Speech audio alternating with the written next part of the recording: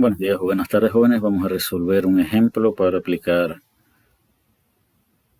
los conceptos que hemos aprendido hasta ahora en este tercer módulo. El enunciado indica: un tanque provee aire a una tobera convergente que descarga a la atmósfera, que está a 101.3 kilopascales. Asuma que el flujo es adiabático y es reversible a lo largo de todo el proceso. Determina el rango de presiones del tanque para el cual el flujo en la salida de la tobera será sónico. Asuma que el aire se comporta como gas ideal con calores específicos constantes, es decir, gas perfecto. El problema nos da la presión del receptor, que es el ambiente, 101.3 kilopascales, y quiere que determinemos a qué rango de presiones la presión a la salida, el número de Mach a la salida va a ser igual a 1. Para el aire la razón de calores específicos es 1.4. Queremos, repito, el rango de presiones del tanque para el cual el número de Mach va a ser sónico. Vamos a suponer flujo isentrópico, estacionario, gas perfecto. Ahora vamos a analizar el problema. Decíamos que habían tres posibilidades para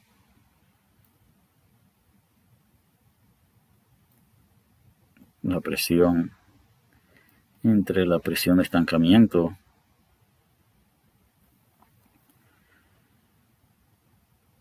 es función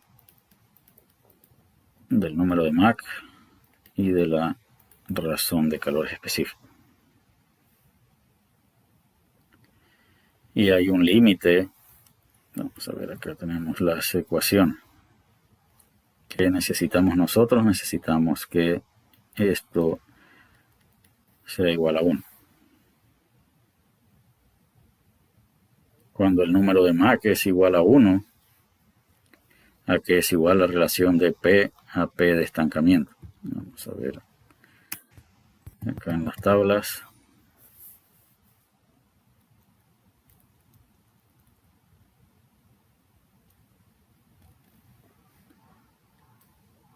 Cuando el número de Mach es 1,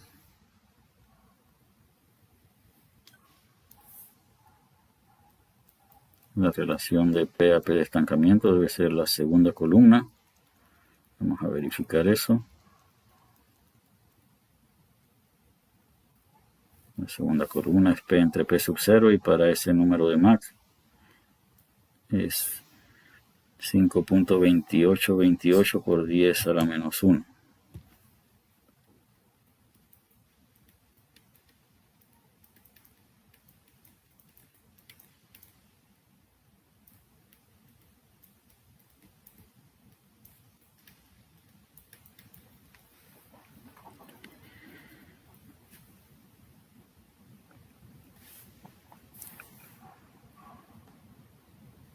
Si la presión del receptor, o podemos despejar acá, la presión del receptor es 101.3 kilopascales.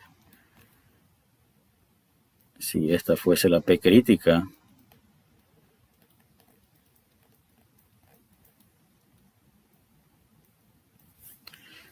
podríamos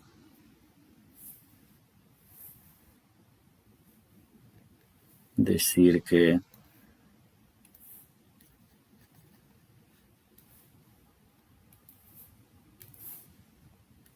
P sub 0 es igual a P sub 0 por P crítico entre P crítico. Esto sería igual a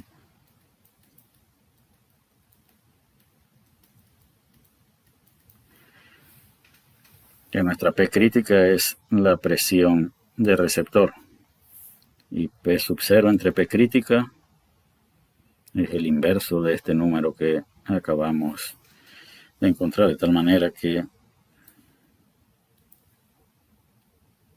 P sub 0 es igual a P crítico dividido entre 5.2828 por 10 a la menos 1, es decir, P sub 0 es igual a 101.3 kilopascales dividido entre 5.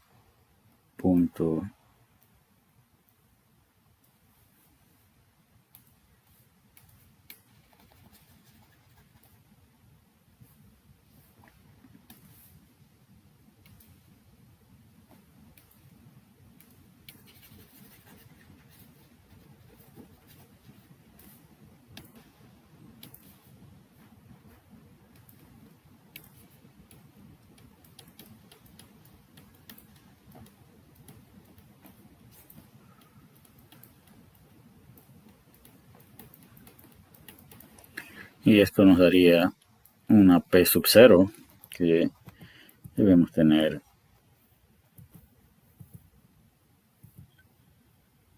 calculado aquí. Esto es el equivalente al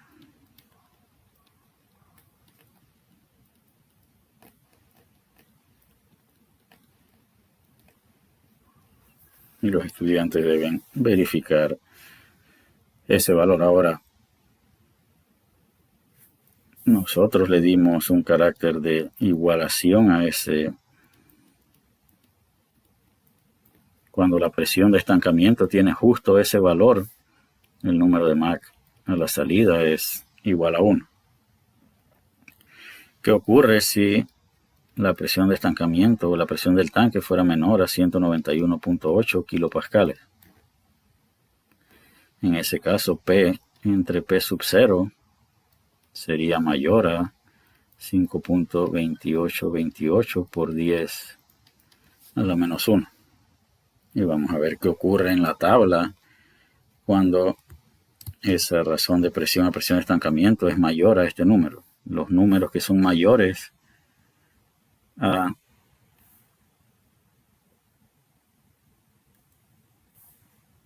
5.2828 por 10 a la menos 1 están hacia arriba. Eso que significa que para el ejemplo que estamos resolviendo, si esto ocurre, si P sub 0 es menor a 191.8 kilopascales, el número de Mach a la salida sería subsónico. Y no satisface el criterio del problema. Queremos que el flujo sea sónico. Así que este rango está descartado. Ahora, ¿qué ocurre si P sub 0 fuese menor a 191.8, mayor, perdón?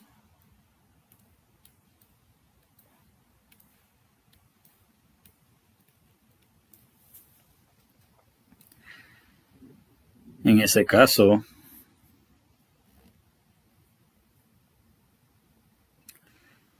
diríamos que P de receptor entre P sub 0 sería menor a 0. O a 5.2828. Vamos a hacerlo acá.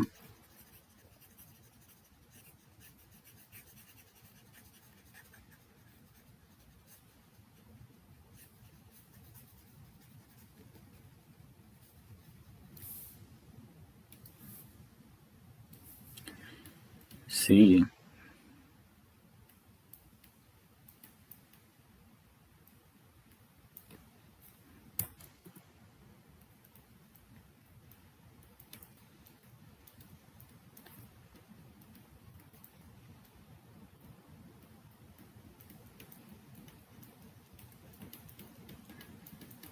Esto ocurriría si comparamos la presión de receptor con P sub 0.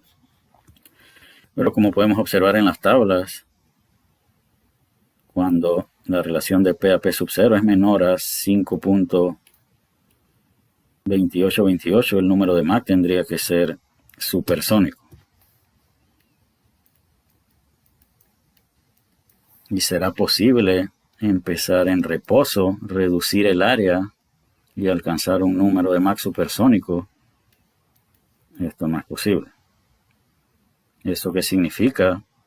Que la presión de salida comparada con la presión de estancamiento tendría que seguir siendo igual a 5.28 por 10 a la menos 1. ¿Y eso qué significa? Que la presión de salida sería mayor a la presión de receptor. Y el número de Mach seguiría siendo 1 en la salida. Por eso decimos que en este rango, cuando la presión de estancamiento es mayor o igual a 191.8, el número de Mach va a ser sónico en la salida. Si modificáramos la pregunta,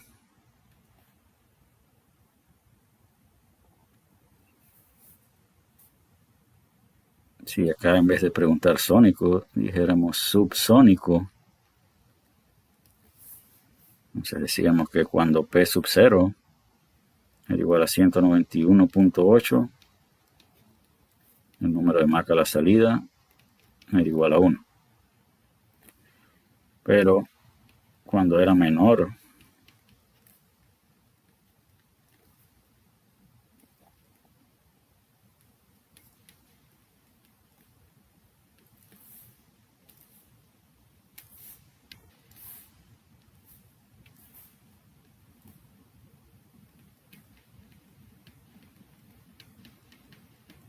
ocurría esto. Y eso es cierto en subsónico. Así que este rango describe el rango de presiones de estancamiento que harían que el flujo fuese subsónico en la salida. Y en ese caso, la presión de salida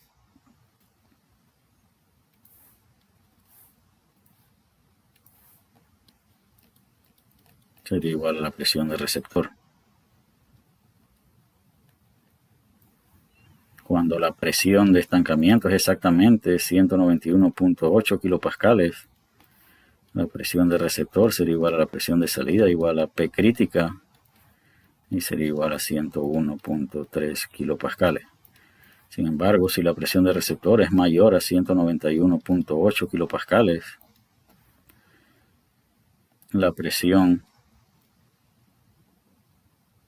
a la salida es igual a una presión crítica que es mayor a 101.3 kilopascales.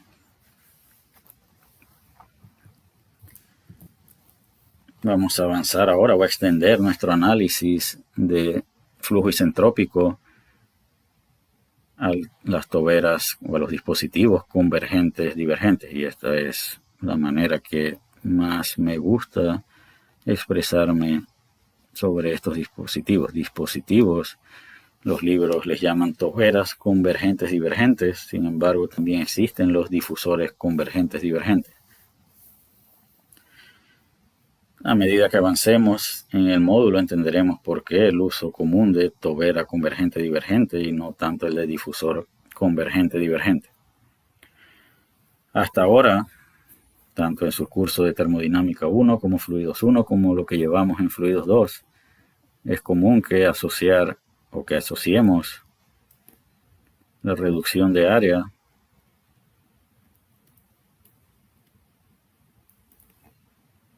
con el término tobera.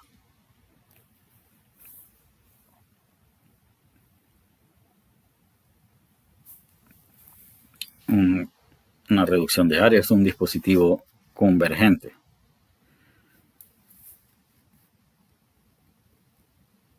En realidad, el comportamiento que define lo que es una tobera y un difusor tiene que ver con el comportamiento de la presión. Entonces, en una tobera, la presión disminuye. En un difusor, la presión aumenta.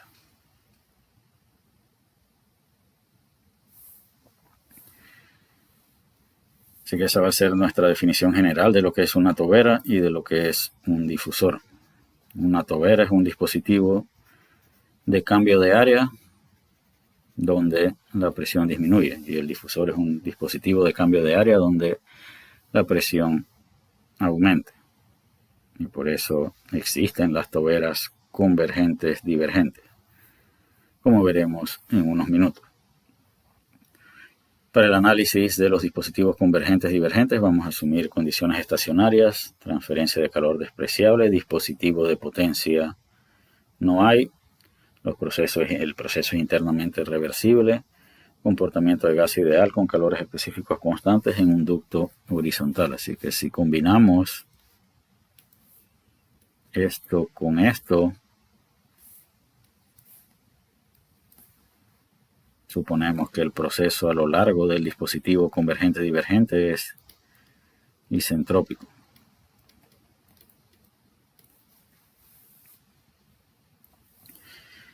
Así que las relaciones de flujo isentrópico deben poder ser utilizadas a lo largo del dispositivo. Más adelante veremos que debemos ser cuidadosos. Entonces vamos a ver. Acá esto está conectado a un tanque, cuya presión es la presión del tanque y la temperatura es la temperatura del tanque. Y esto está expuesto a un ambiente cuya presión es la presión de receptor, y vamos a ver diferentes casos. El primer caso, la presión de receptor es igual a la presión del tanque o a la presión de estancamiento. Así que si esto es igual a la presión del tanque, la diferencia entre P sub 0 es 0. Por lo tanto, el flujo de masa es 0 y la presión a lo largo de todo el dispositivo debe ser exactamente la misma. Aquí la velocidad es 0 en todos los puntos y la presión es P sub 0 en todos los puntos. Es el caso más simple. No hay potencial para que haya flujo desde el tanque hacia el ambiente. Veamos el segundo caso. La presión de receptor es menor a la presión del tanque. Entonces ya empezamos por decir que PB es menor que P sub 0. Ahora P sub 0 menos PB es un número positivo. Ya hay potencial. Ahora, acá indica que tenemos potencial, pero que no lo suficientemente bajo para que el flujo en la garganta sea sónico. Es decir, vamos a tratar de interpretar lo que se dice en este caso. Decimos que ahora sí hay potencial, por lo tanto, ahora en cada uno de estos puntos debe haber un flujo de masa. De lo que sabemos en flujo sobre un dispositivo convergente, si acá la velocidad es 0, el número de Mach en esta región debe aumentar. Si acá tenemos un Mach 1 y acá tenemos un Mach de garganta, el Mach de garganta debe ser más grande que el número de Mach en 1. Así que el número de Mach va a aumentar hasta este punto. Sin embargo, aquí dice que la presión del receptor no es lo suficientemente baja para que el flujo sea sónico en la garganta. Es decir, el número de Mach en la garganta, para este caso,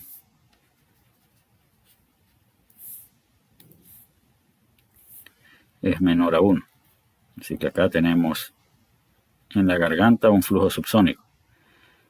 De lo que vimos en las primeras clases, ¿qué le debe ocurrir al número de Mach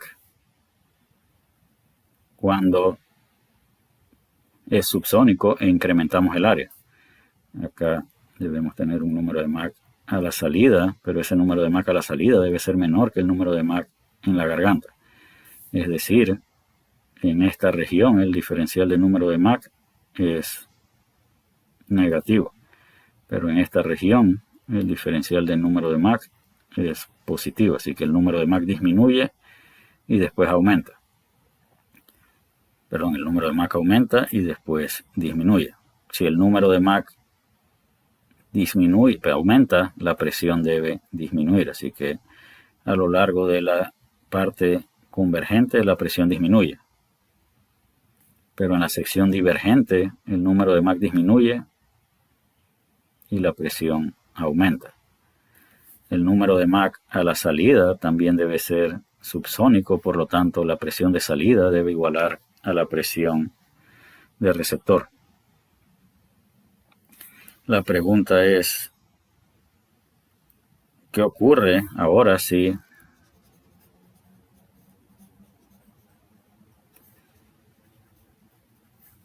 reducimos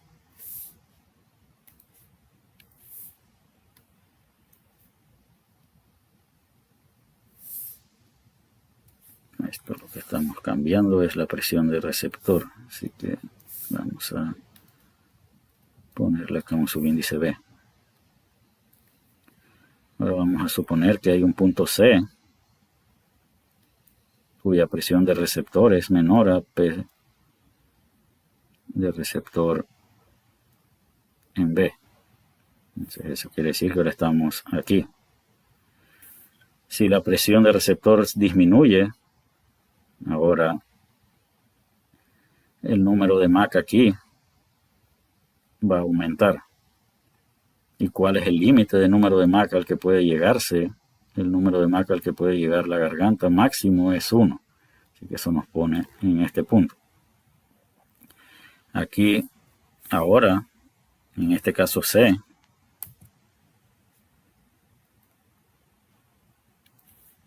el número de Mach en la garganta es igual a 1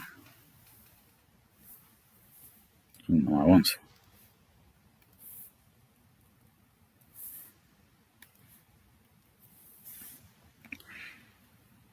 ¿Y qué ocurre si el número de Mach es 1 aquí en la garganta? Ahora tenemos que pasar a la parte divergente, pero ahora tenemos que aquí el Mach es igual a 1. Si el número de Mach se hace subsónico en esta región, la presión va a aumentar. Pero el número de Mach también se puede hacer supersónico en esta región y la presión tendería a disminuir. Así que una vez que alcanzamos condición sónica en la garganta, en la sección divergente pueden ocurrir dos cosas. El flujo puede volver a hacerse subsónico o el flujo puede pasar a supersónico. ¿Quién va a decidir cuál es el camino que va a seguir el flujo? Si el subsónico o el supersónico, eso lo va a decidir la presión del receptor. Así que el caso C representa la presión de receptor mínima para que el flujo alcance Mach de 1 en la garganta, pero vuelva a convertirse en subsónico en la sección divergente. Así que P sub C representa la presión de receptor mínima para que el flujo sea subsónico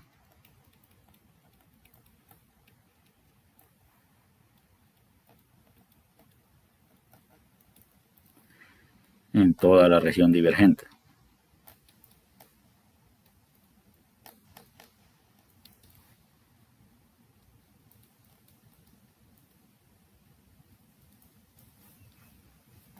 Si disminuimos la presión del receptor por debajo de esta presión, el flujo se va a convertir en supersónico después de la garganta, o va a pasar a supersónico después de la garganta. ¿Esto qué significa? Que podemos establecer un rango de presiones. Si la presión del receptor está entre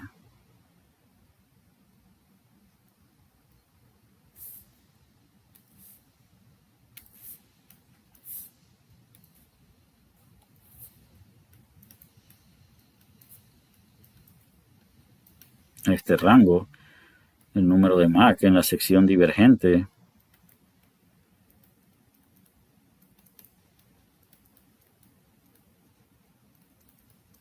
y el proceso es isentrópico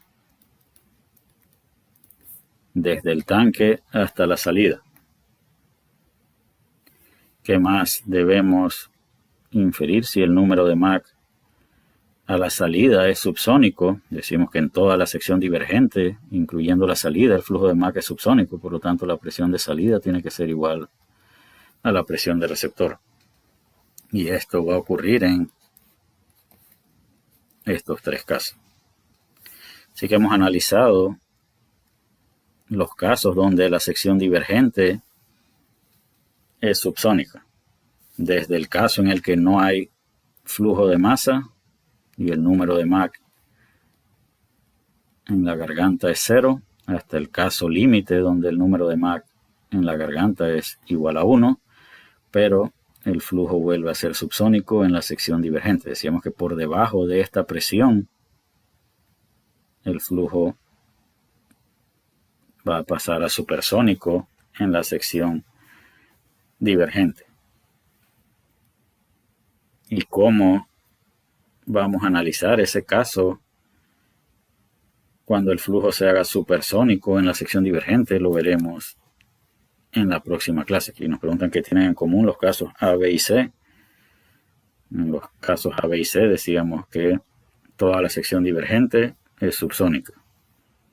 Decíamos que el proceso es isentrópico desde el tanque hasta la salida. Y también decíamos que la presión de salida tiene que igualar a la presión de receptor. Eso es lo que tienen en común estos tres casos. En la próxima clase vamos a ver qué ocurre cuando la presión de receptor es baja y el flujo se convierte en supersónico en la sección divergente. Y entenderemos por qué en esta parte hemos dicho que el flujo es subsónico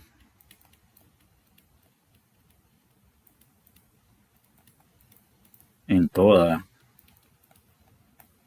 la sección divergente.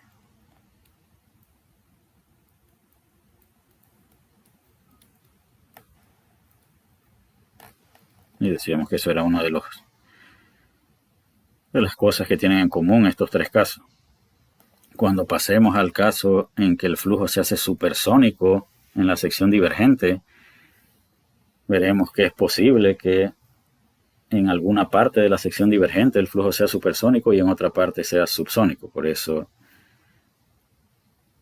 existe la posibilidad que la sección divergente sea parcialmente subsónica. En los tres casos que hemos visto hasta ahora, la sección divergente es totalmente subsónica. En la próxima clase veremos casos en los que la sección divergente es parcialmente supersónica y parcialmente subsónica. Y con eso concluimos esta clase y continuaremos con el análisis de los dispositivos convergentes divergentes en una clase posterior. Así que hasta la próxima.